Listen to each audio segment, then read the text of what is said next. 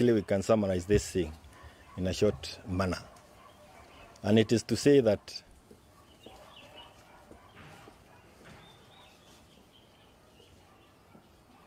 when members of Jubilee Party, and even us as officers or officials, saw the bad behavior of our members of parliament, and especially the National Assembly and the Senate, we cautioned them on the issue of taking stands, political positions that are contrary to that taken by Jubilee and by Azimio.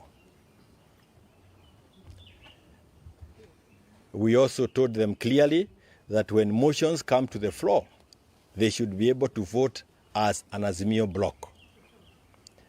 This was breached during the debate on IEBC. Our members did not understand, or they decided to ignore instructions that we had given to them clearly to ensure that we rejected the IBC amendment law. And the reason is because you now can see it is one of the issues that we have now subjected to the national debate. They thought that we were misguiding them, and they voted with UDA. We cautioned them, but shortly thereafter, we received petitions. Petitions that were guided by the fact that even our members started attending PGs of UDA, going to State House and partaking in party activities of UDA. Petitions were received here within the party for specific members, and those petitions were referred to the internal dispute resolution mechanism. I have gone to the pains of printing out the charges and even the hearing dates that were fixed. And we have the petition against Kanini Kega here that was sent to us by a petitioner called Robin Moremi Karani. The hearing date for this petition was supposed to be the 1st of February 2023. I want you to note the date. 2023. 1st of February 2023. All those, there is one for Adan Duro Fatuma. There's another one for Sabina Wajiro Chege. And there's another one for Kenan Warie Adan. I don't know what Warie means. Warie Adan. These petitions were forwarded to the Internal Dispute Resolution Committee. And the letters communicated to them and even shared in our social media. If you go to your social media history, you will see those letters were shared, and that is still a pending issue before the Internal Dispute Resolution Mechanism of the party. On the 2nd of February, these people, of course, they knew this was going to happen because they were already aware of the complaints that has been forwarded to us, and we continue communicating. On the 2nd of February, then they purported to hold a NEC meeting in Nakuru. NEC meeting in Nakuru in a hotel, and we have the footage, the CCTV footage of what was happening there in that hotel. It was attended by many, including those who did not know why they were there. And even confessions from some of the people who were inside there have been made to us, and we will deal with them as we go ahead. They then made resolutions which included, among many other things, changing the leadership of the party by appointing new officials to the NEC.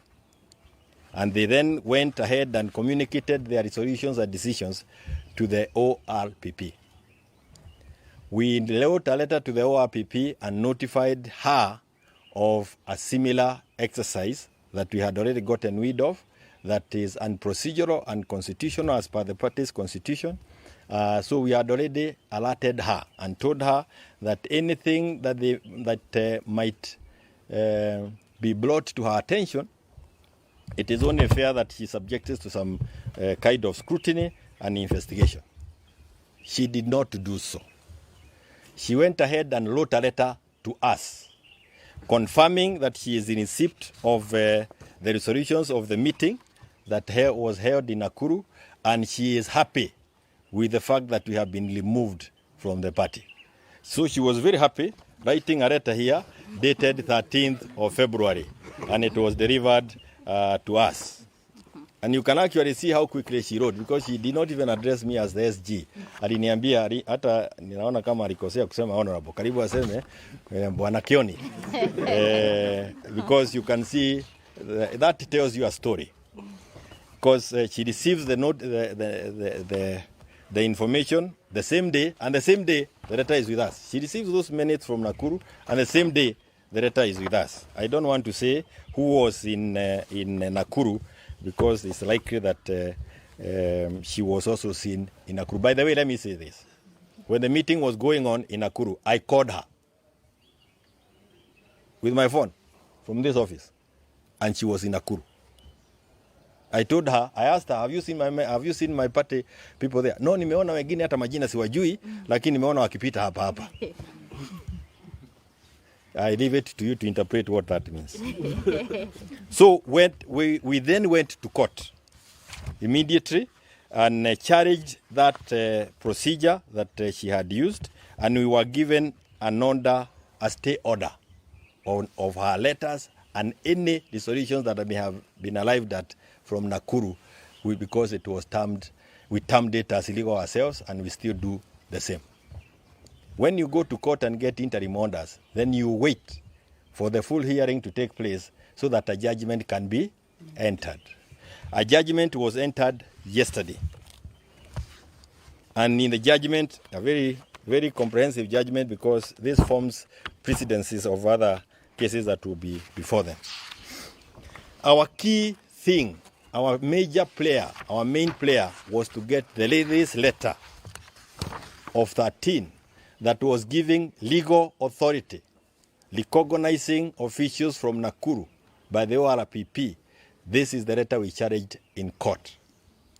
And we wanted it nullified by the business, what are they called? Political Parties Dispute Tribunal, not business. I've worked in the business tribunal for a long time. Yesterday, the judgment was entered. And you will get a copy of it, you will go through it, and you will see, when you go to page 39, I think, is it 39? No. You go to page 22, it's 22 on this, it's 39 on other fonts. What we wanted was this letter declared null and void, because it is on this letter, on this authority of the office of the registrar of political parties, that those coup protesters were relying on. It is the one that was giving their actions the force of law. And this is what they said in that judgment. Taking into consideration the totality of the foregoing circumstances, we order as follows. A declaration be and is hereby issued that the respondent's letter, that is, the respondent was the ORPP, because we were to court tumepeleka kotini, dated 13th February 2013, is null and void and of no consequential effect. I want to read it again. A declaration be and is hereby issued that the respondent's letter dated 13th of February 2023 is null and void and of no consequential effect. Hii Kisugu imewekwa hapa, hata watu ya CBC wanaelewa. It does not need a legal person to understand what it means. So ulikuwa umekalia hii na imeondolewa. Siwe uko kwa hewa? Bas, sasa watembelee hewa, kwa sababu all the other issues that are contained there are issues that have no effect on this final thing. Now, if you want to know who are the official members, who are the officials of Jubilee Party, as per the 26th of February 2022 NDC, you can go to the registrar of political parties. And again, you'll find that the same names that were there from 26th of February 2022 are the names that are there. The party is intact. I want to tell the members of Jubilee, the followers across this country, that the party is fully functional. If you have an issue with any of us, there is a procedure you should follow.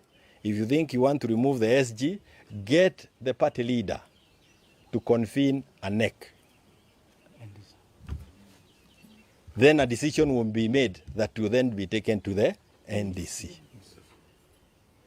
But you cannot call the deputy of a secretary general to convene a NEC and to discuss the secretary general.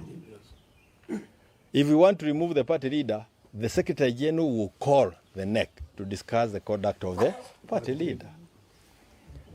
Secretary, if a deputy secretary general can convene NEC and discuss issues of the party without informing the party leader, without informing the secretary general, without informing even those other officials you want discussed, even before you talk of the rules of natural justice, the question I want to ask you is this.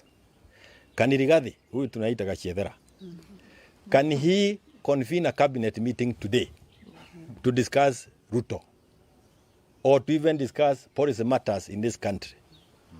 If we allow that absurdity to happen, then the stability of all institutions will come into question.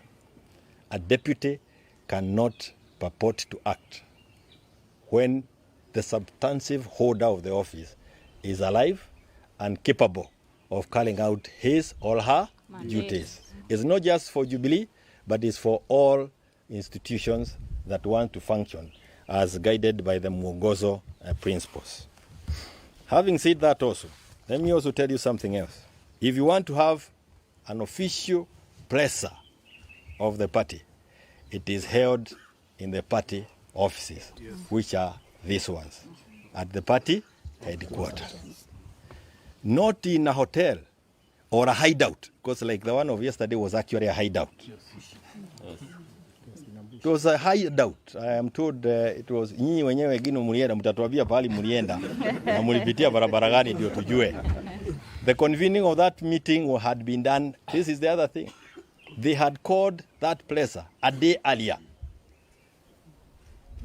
Do they want to tell us that they had a discussion with the tribunal and they had unintended, there was a known outcome that they wanted to celebrate? Or was it a scheme from the beginning of how they were going to spin the decisions that were arrived? So that kind of a placer, if you see people holding placers under the trees huko kwa uongo, waulize vizuri kwa nini wako na uoga ya kuja kwa ofisi. Walipopatiwa hii barua na ORPP, si mliona wakikimbia hapa? Na wakakuja wakasimama hapa na kusema wanaongea. Kwa nini Laudi hii hawakukuja? Kwa sababu wanajua ukweli mambo yao ilikuisha na sasa wako kwa hewa na watapambana na hiyo mambo ya hewa.